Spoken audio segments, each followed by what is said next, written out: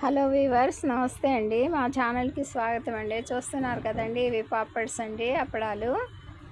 ప్యాన్లో ఆయిల్ బాగా వేడెక్కిందండి.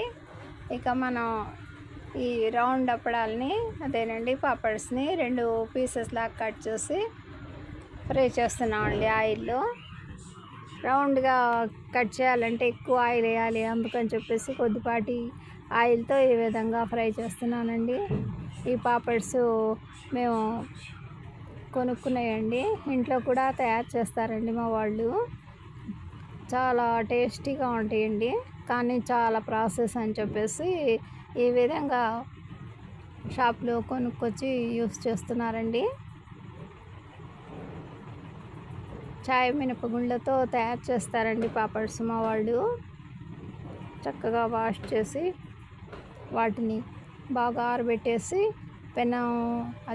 ప్యాన్లో బాగా వేడి చేసి పౌడర్ చేస్తారండి. ఆ పౌడర్లో కొద్దిగా ఉప్పు, కొద్దిగా తినే సోడా ఉప్పు అన్నీ మిక్స్ చేసి మళ్ళీ చక్కగా రోట్లో వేసి దంచుతారండి. ఆ పౌడర్ని వాటర్ లేకుండా ఆయిల్తో దంచేసి ఉండలాగా చేసి చిన్న చిన్న పీసెస్ లాగా చేస్తారండి.